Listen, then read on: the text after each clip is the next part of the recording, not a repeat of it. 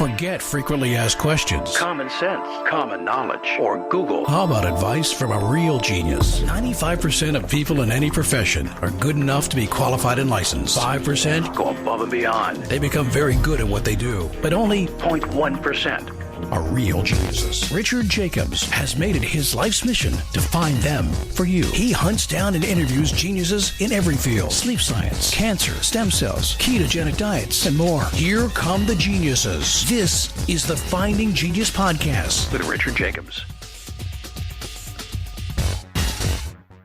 Hello, this is Richard Jacobs with the Finding Genius Podcast. I have Christopher Fisher.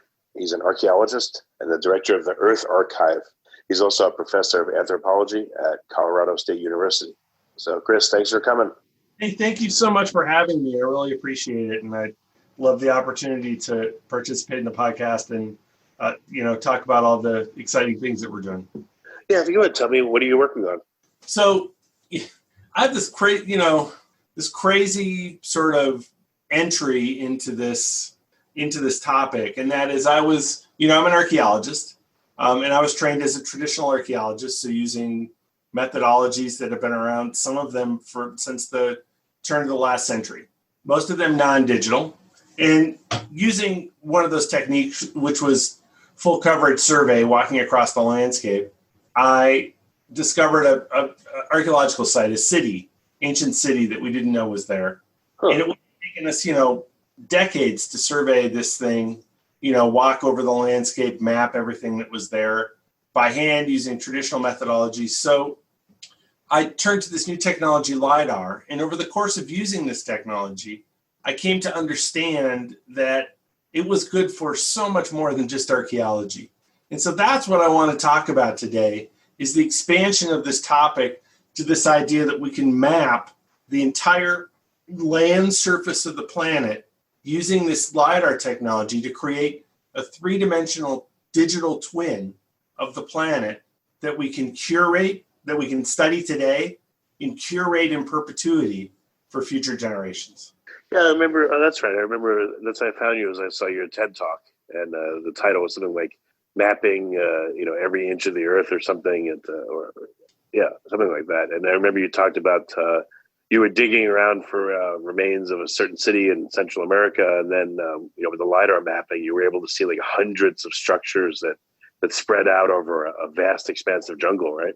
Yeah. So basically, I started. Yeah, and that was Honduras, and we did. So basically, I did this in Michoacan, Mexico, with a city that we call Angamaku, and then we expanded that project, and through happenstance and a whole bunch of other crazy things, applied that technology to this rugged, unexplored place, the Mosquitia jungle of Honduras, where just because it's so rugged and hard to get there, and politically it can be a little unstable, nobody really worked there.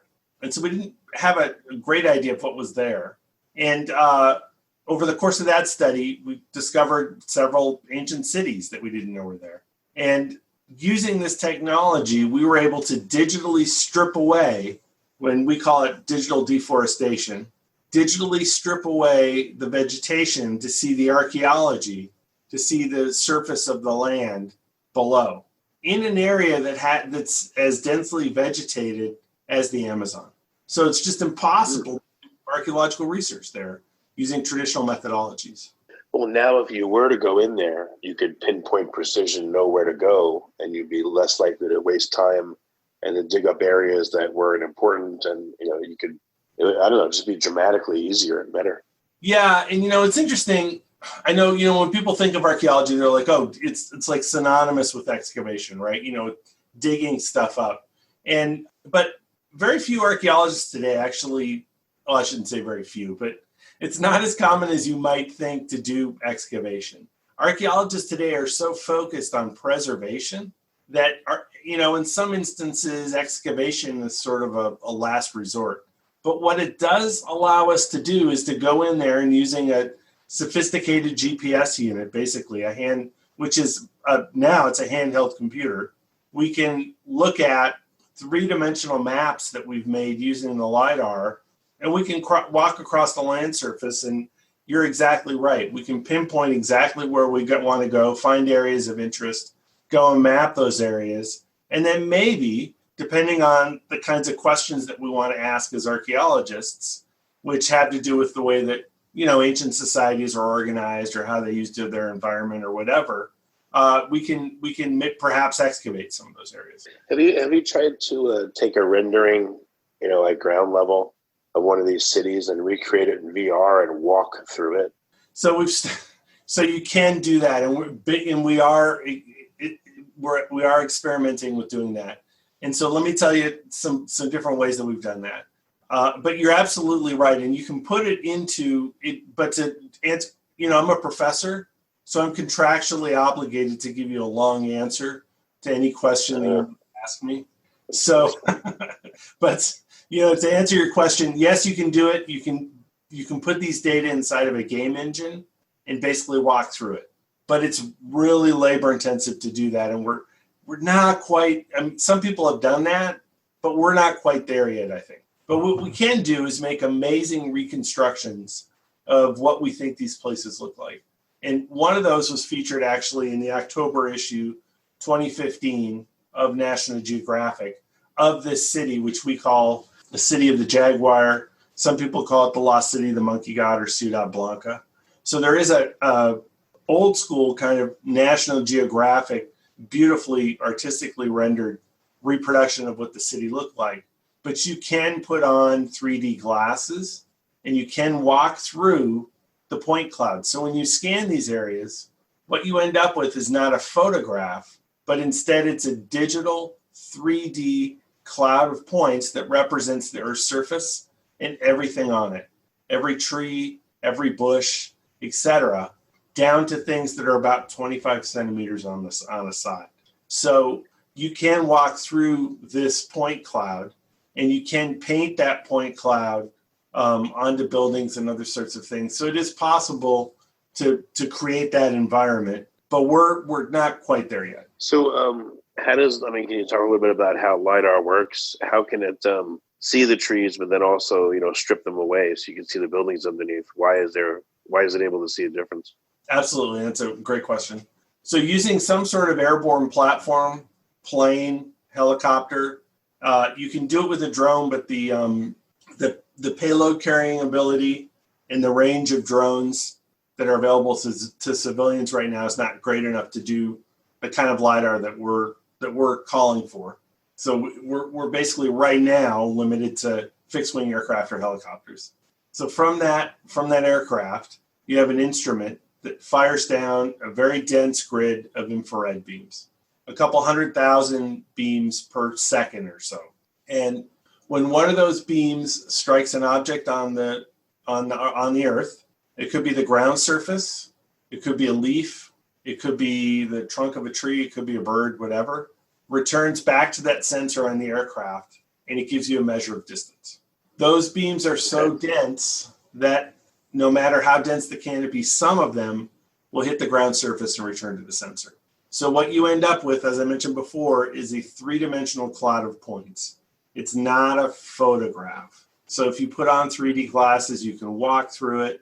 And what we do is, using sophisticated computer software, we classify those points based on their elevation, their location, their relationship to other points on the ground. And that's how we digitally practice deforestation. So we digitally strip away that vegetation so we can see the archaeology below.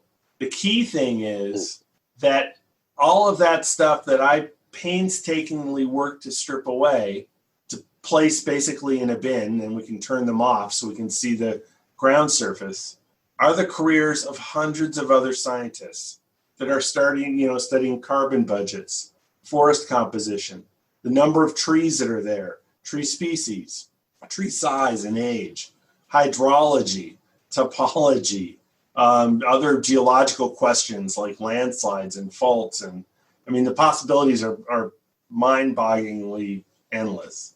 So that's the key thing about these LiDAR records, is that they're the ultimate conservation records, and they don't degrade like a photograph. So we can store them, since they're digital information, we can store them in perpetuity as an ASCII file, basically.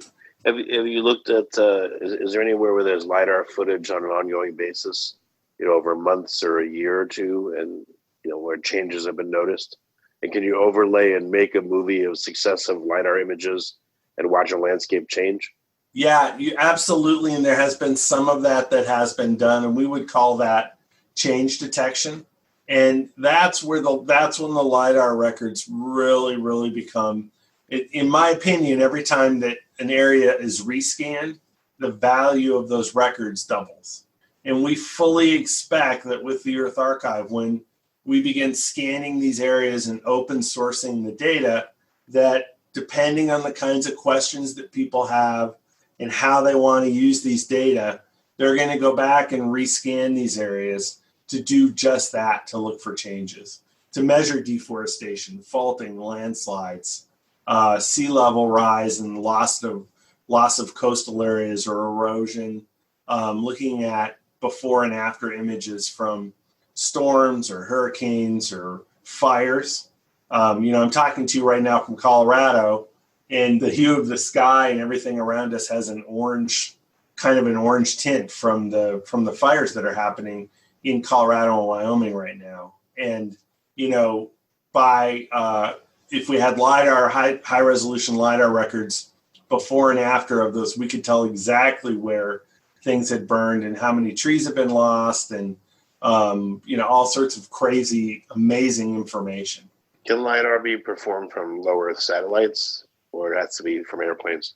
Well, that's another super great question. So right now, and there is LiDAR in space. There's a instrument on the ISS called JEDI, GEDI, great acronym.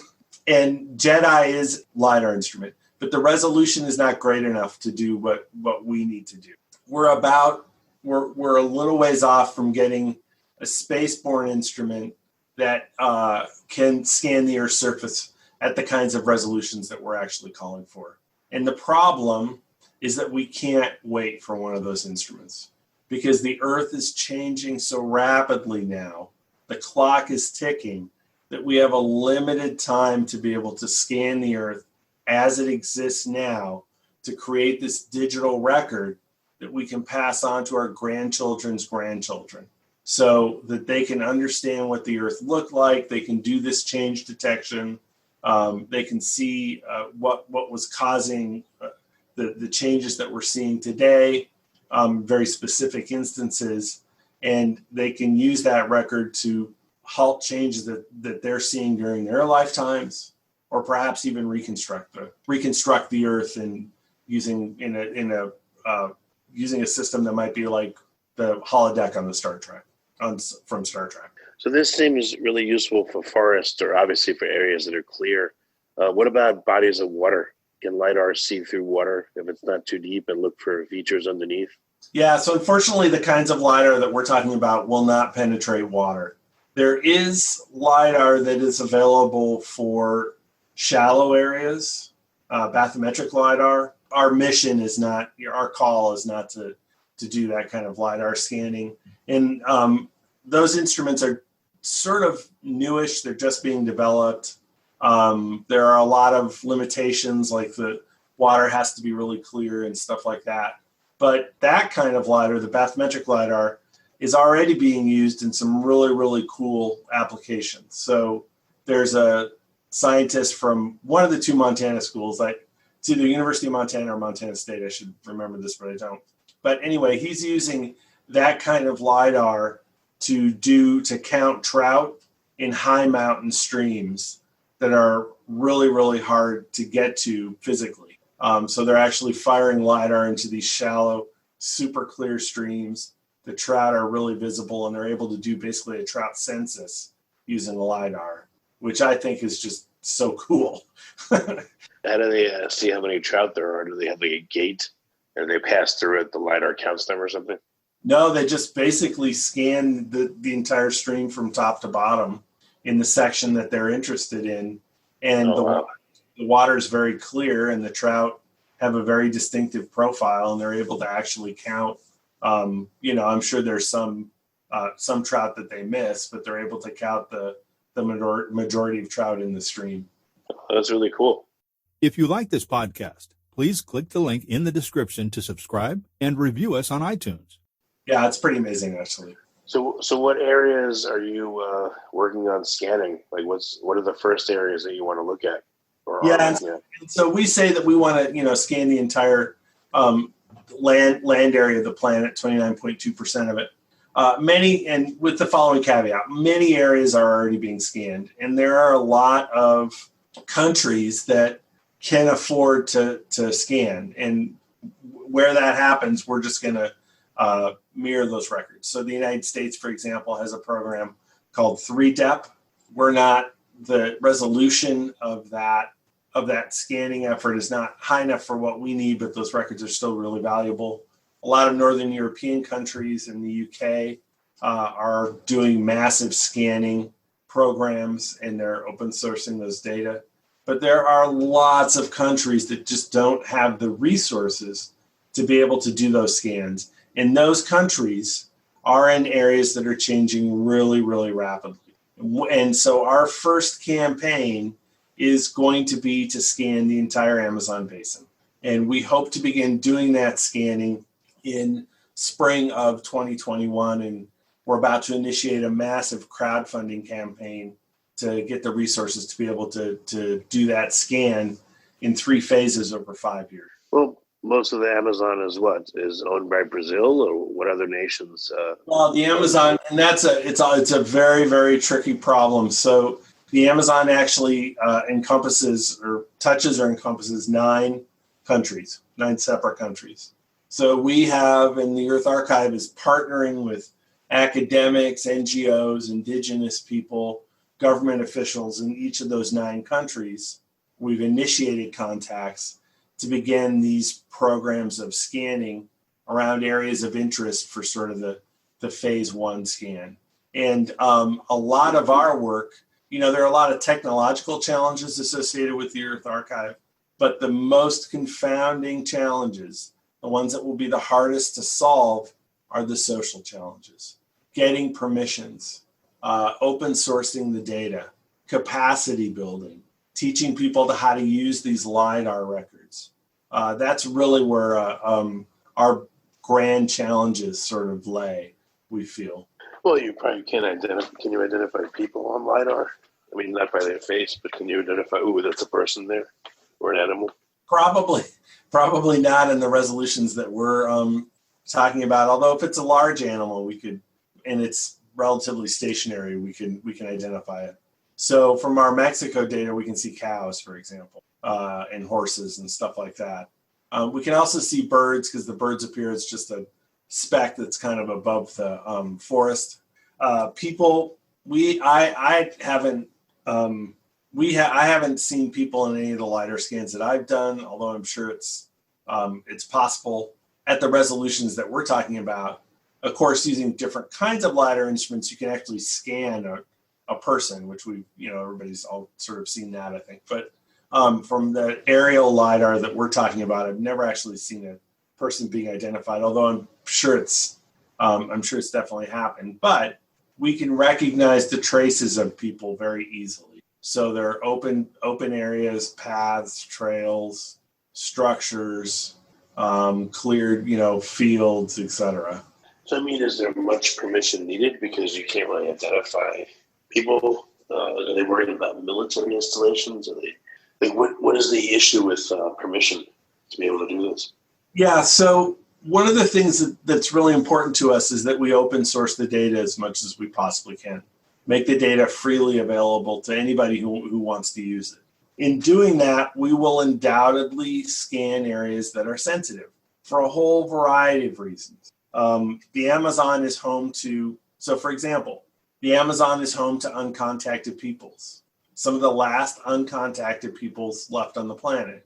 They choose to be uncontacted. That's a decision that they have made, and we feel it's very important to honor that decision. So our scans may very well pick up areas where those folks are, and we don't want to reveal those areas. So we'll have to ghost the traces of those people out of the data or not release it. Likewise, we will probably encounter people doing illegal activities. We might scan unknown military installations. We could potentially encounter areas of deforestation or other kinds of things that some of these countries may not be keen on revealing that is happening in those spots. So there will have to be a lot of negotiation with these countries to allow us to do the scans and then allow us to sort of open source the data. I guess you don't want a Swiss cheese, you want a comprehensive picture if you can. As comprehensive as possible. And of course, we're in this for the long haul. We want to open source these records and curate them in perpetuity. Now, the records have a lot of value for current analytics, for people to tackle modern land use issues, sustainability, carbon budgets, et cetera.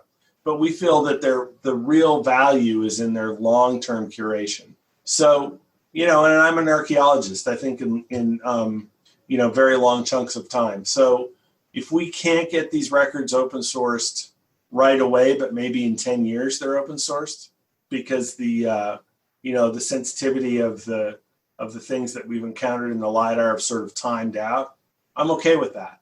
To my way of thinking, that's an acceptable open source. Yeah, that makes a lot of sense. And I guess different eyes would have different layers of permission to see things too. And potentially we can do something like that as well. So, each one of these countries, it's probably going to be a separate negotiation to make those things happen. And that's what we're involved in sort of doing right now. Well, you're done with Central America. Why not continue there and finish it off? That is another area we love to scan. And a lot of conservation organizations are actually talking about the importance of maintaining the 5 forests of Mesoamerica. So it's basically this pristine forested corridor that would stretch from the Maya region all the way down to South America, basically all the way across Central America. The Mosquitia area where I worked before is one of those critical zones. And so we would also love maybe as a second focus area to scan those 5 forests of Mesoamerica. I guess around the world, there's many spots you could scan too. Any other low-hanging fruit? An entire country you could scan, and that would be a proof of concept. Yeah, the tropical areas of Africa are very endangered, and we would love to start scanning there. And then there are many, many areas in Southeast Asia, tropical areas in Southeast Asia that are endangered. Coastal areas, Arctic tundra areas. I mean, the list is kind of endless. And so our hope is that we'll build an Earth Archive community that will, set up sort of one way to think about it would be like chapters in these places where we could help and facilitate scans with fundraising, technology, providers that are interested in doing this kind of work, et cetera. What about, I don't know if you consider them a good partner, but Google with Google Earth, I mean, you could add another layer to their data, but I don't know if they'd want to control it and not open source it. We'd love to partner with Google. We'd love to take some money from Google. We'd love to take some money from Amazon. Amazon should be funding the Amazon scan. This would be a great PR opportunity for them. So we're pursuing a lot of different leads with some of these organizations to help get the scans done. Well, if it's not obvious to some people, what things have been observed on LiDAR that are useful and why? I mean, in an archaeological sense, yes, you could find structures you didn't know were there, but just in plain speak, what are some of the really useful things that have come out from the scans you've done? So for archaeology specifically, the scans have been transformational. And I was one of a bunch of co-authors that published a paper in 2012 in the Proceedings of the National Academy of Sciences that basically said that LiDAR was a paradigm shift for archaeology. And that revolution, and so for archaeology, it's transformed our knowledge of the density of ancient populations, especially in the Americas, the amount of landscape transformation that people performed to support those large populations, the number of cities, ancient cities and urban centers that were present in that ancient world, and a whole host of the way that these places were organized on the landscape and connected, ancient road systems. The list is kind of endless, but that revolution has not been for archaeology alone. So many of the observational sciences and the natural sciences are in the process of being transformed by the addition of this high resolution three-dimensional data. So one of the big ways that it's really helping people is with carbon budgeting. So the UN has started this program called REDD, R-E-D-D, where you can buy carbon offsets, but it's really hard for people to calculate the amount of carbon that's in a specific spot on the landscape without high resolution records. So one of the things that the Earth Archive can do is help facilitate those REDD transactions, R-E-D-D, by enabling people to understand in a real high resolution absolute sense how much carbon is on the landscape in a given unit of space. Well, very good, Chris. What I don't know, when do you think you're going to have a major update on your project? How long until you're going to get there with the Amazon scan, or at least do part of it? Hopefully next summer. So our timeline is for, we'd love for people to sign up for our newsletter on our website, which is theeartharchive.com. The Earth Archive is all one word. We're hoping to initiate a major crowdfunding campaign in about a month and a half, where people will be able to sponsor areas of probably 3 to 4 of the 9 countries that encompass the Amazon. They'll actually be able to choose areas to sponsor to scan. They can donate money for that. And that's cool. Yeah. And then we hope to begin the scanning process probably in the late spring. So immediately after we scan, we'll probably have updates. You're going to break the scan down into regions, and then people can sponsor a region? Yeah, so the way we think it's going to work now, although we're developing this, but it's proving it's slightly more difficult than I thought it would be, but I think we can work it out. So we're going to have 3 to 6 areas of interest in several key countries that encompass the Amazon. And people will be able to go onto an online map and drill down into that map and choose blocks of space that they can actually sponsor.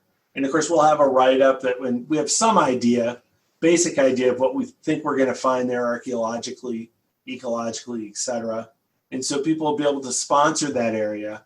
If you buy enough of a block of that space, we'll be able to include your name or a dedication in the metadata that's attached to each LiDAR point. So that means that in perpetuity, your name or dedication or whatever it might be will be attached to those LiDAR data.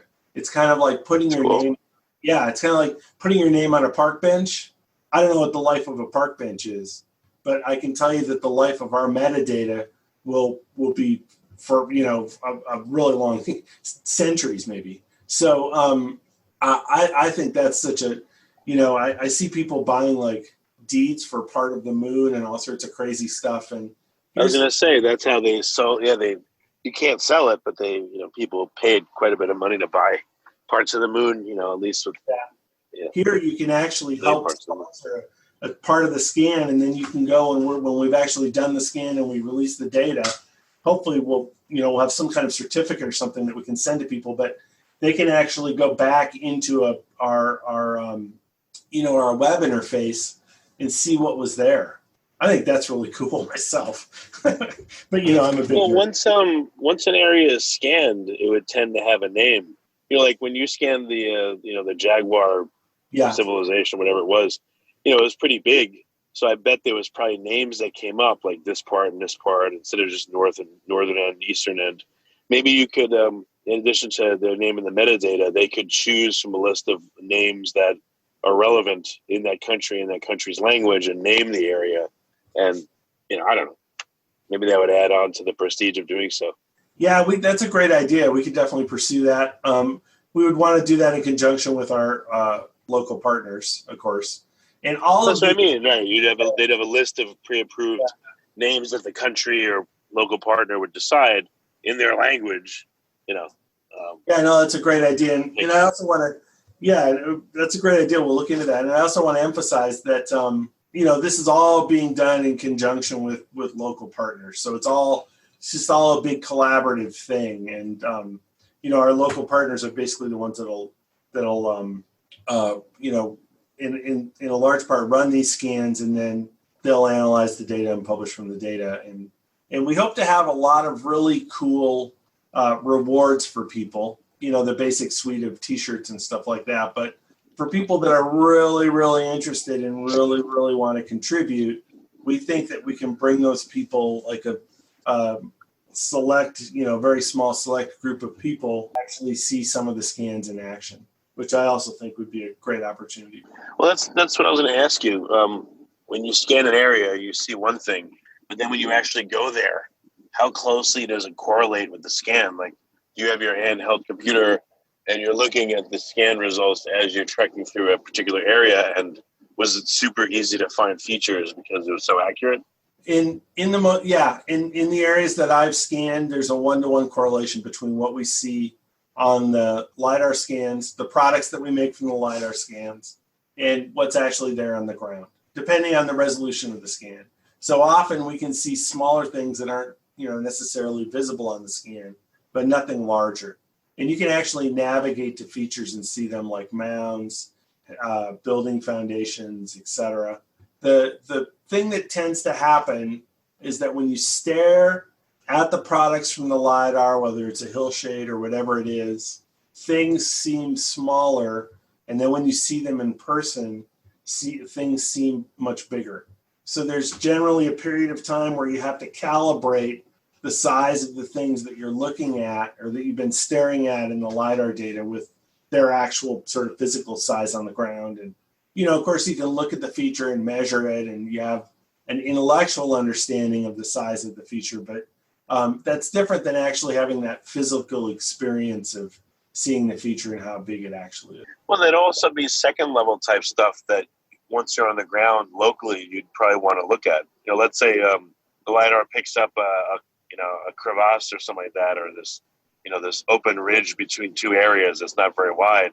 You being on the ground and being there and looking and saying, oh, it's like a 7-foot wide gap. And as I look down into it, I see this, that, and the other. I mean, there's probably a lot more information you get if you then actually go there and add to what's been scanned. So maybe there's a second level of access that can be offered to people that they can help fund. It is an interesting area. I know you don't want to disturb certain areas, but maybe there are some you would want to send in real people and, pay for them to go in there and really see the detail of what's there.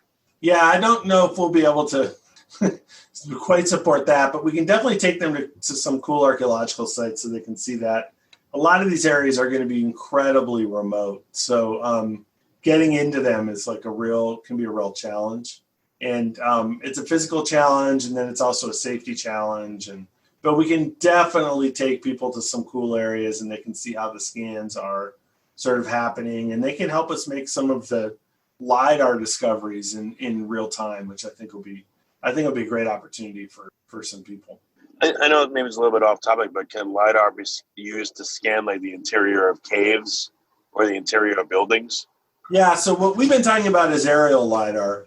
There are other kinds of LiDAR. So LiDAR is a very, very popular technology now. It's used with robots. It's used, and they actually scan and make a 3-dimensional map of the interior of a room to help them sort of navigate and understand it. It's used by self-driving cars. They do the same thing. There are nonprofit organizations that are scanning monuments. So they're focused on scanning individual monuments, and they might use a LiDAR that's a terrestrial LiDAR that's on a tripod. It's very similar to the tripod a surveyor might use. And doing that, you can actually make a 3D image of a building or the interior of a building. And I have a very good friend who just published an article in the latest proceedings of the National Academy of Sciences. It's about cave site that he's been excavating in Portugal for about 25 years now. And over the last several seasons, but the last, I think, 6 or 7 seasons, every year they've done a 3-dimensional scan of the cave. So you can see incrementally, you can see their progress in excavating this thing. And they've actually pushed the record for modern humans in the Iberian Peninsula back, and basically by extension that part of Europe, back by about 5,000 years. So it's actually a really, really cool study. And they've done just that. They've used terrestrial LiDAR to scan the interior of caves. That's really cool. Well, very good. Well, Chris, what's the best way for people to keep tabs? And then when the opportunity is available for them to contribute to the Amazon scan, where can they go? They can go to our website, which is theeartharchive.com. Sign up for our newsletter. We'll definitely be telling people what's going on there. We'll have a lot of information on the website about the crowdfunding campaign and where they can go for that. Look for the crowdfunding campaign that we should have sort of functioning in about a month and a half. Sign up for our newsletter. And if they have very specific questions, they can always send me an email or send me an email through our contact button on the website, and myself or one of the other Earth Archive folks will get back to them with questions. And we're always looking for corporate alliance partners to help us do these scans. Very good. Well, Chris, thanks for coming. It's been great talking to you. I appreciate it. Hey, Richard, thank you so much for having me. It was a lot of fun. If you like this podcast, please click the link in the description to subscribe and review us on iTunes. You've been listening to the Finding Genius podcast with Richard Jacobs. If you like what you hear, be sure to review and subscribe to the Finding Genius podcast on iTunes or wherever you listen to podcasts. And want to be smarter than everybody else? Become a premium member at findinggeniuspodcast.com. This podcast is for information only. No advice of any kind is being given. Any action you take or don't take as a result of listening is your sole responsibility. Consult professionals when advice is needed.